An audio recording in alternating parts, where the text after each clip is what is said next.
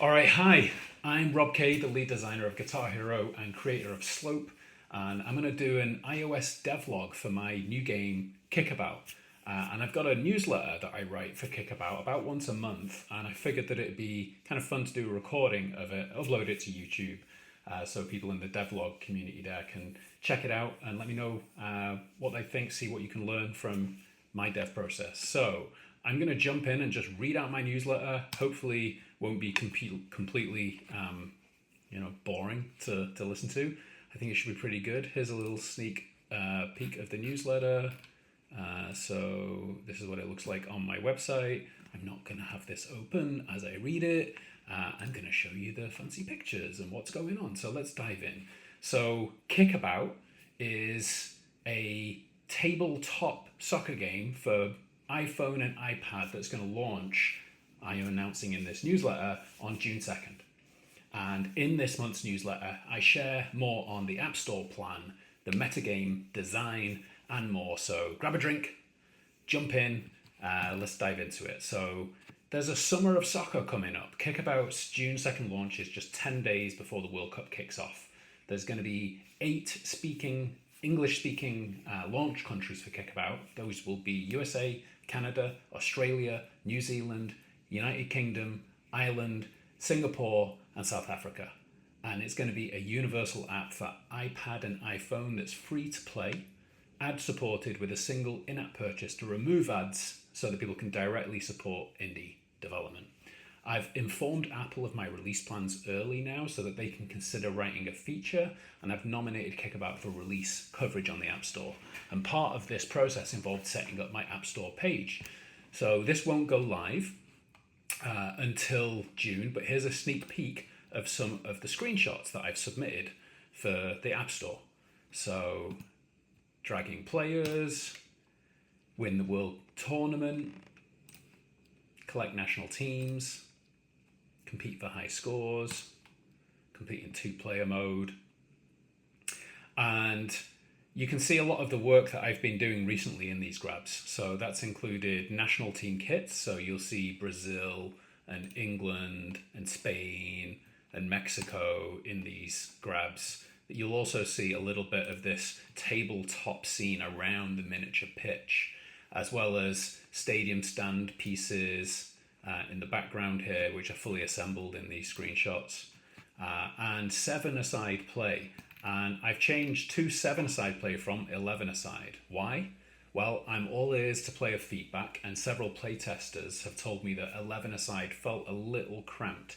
And speaking with Electronic Arts' Mike Jones at GDC cemented this for me. He observed that only 2 players per zone have clear utility in the game, which I've heard from others too. And so switching to 2 players per zone plus a goalkeeper was very easy for me to test, and it immediately felt right. So 7-a-side it is. And to create the team kits, I've created a system to update the colour of the shirt, the shorts, and the socks, as well as the HUD's background colour. And the HUD also shows your chosen country's flags. My initial test teams for this have been Brazil, England, Spain, and Mexico. And I also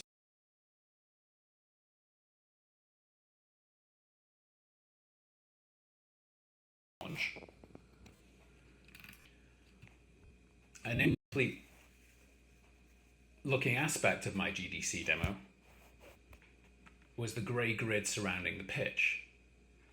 And so I've prioritized getting rid of the grey, as my friend Bob Archibald, who's a former colleague at Sony and environment artist extraordinaire, he used to call it getting rid of the grey. And so that's why I've now kind of made a priority of the surrounding scene. And the surrounding scene is doubly important. I'll just take a quick look at it here, because it establishes the miniature scale, and it foreshadows that Kickabout is a toy collection game. Players find their pitch is sat on top of an empty tabletop, which they can then get to fill with stadium pieces and other toys that they win along the way. So I'll dive into more on that in the metagame section to come. And I've prioritized the tabletop, the kits, the stadium pieces, the 7-a-side play, because they're highly visible in these screenshots and footage. And I wanted to give Apple a glimpse of the final form of the game as they consider it for launch coverage. And I've also made a gameplay footage trailer which has music. And here's the music.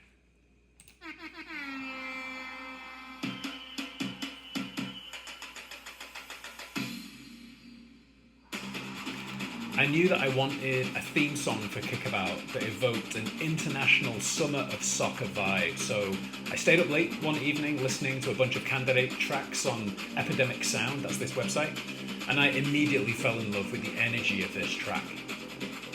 They say that music tells you what to feel, and for me this music has all of the international football energy that I wanted, plus it's got this expressivity, which really fits my game's expressive gameplay. Add in the fact that its title translates to Team of the North. I'm a northerner from England, and I was sold. So I hope you like this as much as I do. I think it catches just the right vibe. And now I'm going to jump to my meta game. So as a planning nerd, I love spreadsheets. Don't worry, I'm not going to show you a spreadsheet. But I've been diligently road mapping and prioritizing my path to this June launch so that I can go heads down and build out my meta game. And that, of course, required a design for the meta game, which I've now plotted out for myself. I think if I jump to this couple of images, you can see a little bit of what's going on. So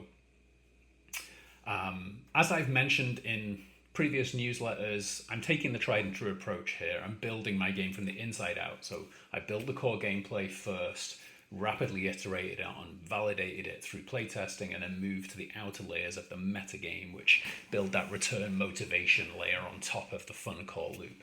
And I've been designing and starting to build out that outer layer of the game and all of the content that it delivers to players. So I've had hundreds of players now downloading my GDC demo for themselves on iOS via test flight, and that's allowed me to collect some rough baseline retention numbers. So the percentage that come back one day after they installed the app, day 1 retention, a week after they installed the app, day 7 retention, and a month after, day 30 retention. And there's suitably large margins of error for the low sample size, just dealing with low hundreds here for now. And so day 1 retention was very good, and that affirmed what I'd already observed, that my core gameplay is easy to pick up and it's fun. The day 7 and day 30 retention were significantly lower, and that's to be expected from a core gameplay demo that hasn't got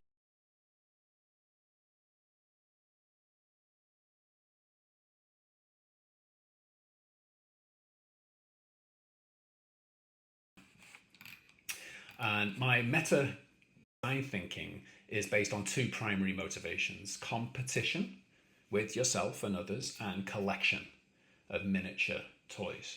So Kickabout's inherently a skill-based game, and the primary progression is raising your own skill level. And this is familiar territory for me. I was the lead designer of Guitar Hero, creator of Slope, and most of my other games are skill-based games too. So in Kickabout, your skill is tested against CPU teams in single player and reflected through your points score. And as I explained in my previous newsletters, this also factors in difficulty level to motivate playing at the edge of your ability as you try to maximize points. And I'll be further exploiting that competitive motivation in the launch design, adding more granular varied national teams with their own behaviors. And players can also find their daily points total tracked across multiple games with daily milestones that grant customization tokens as rewards. So you can then spend the tokens that you win on new toys such as stadium pieces, teams, balls.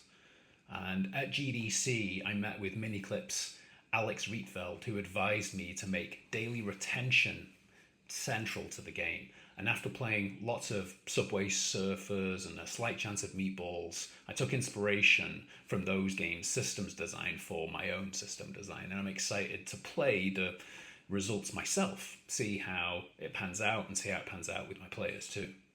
And I've gone heads down working on all of this, and it is a lot of work. And thankfully, it's work that I enjoy. I love the meat and potatoes of game development. I've been wearing a lot of hats, sketching out the user interface, coming up with the content, the systems, and I've begun implementing pieces of that, which I've now got fully roadmapped to launch, so I know exactly what I need to do and when. And chipping away at my to-do list each day, I've got this growing sense of momentum, and I really do enjoy the craft of making games with my own hands. This is the production stage of development where I get to do that the most. Even if, as a team-first game designer, that's my background for most of my career, it feels a little bit like a guilty pleasure to just do it all myself. But it also reminds me of this classic meme. How to draw an owl. Yeah. I'm drawing the rest of the fucking owl. All right, thanks for listening to me read my newsletter out aloud. Hope it wasn't too awkward. Please check out my previous newsletters over at robk.com, and you can also sign up there if you want to get newsletters direct to your inbox.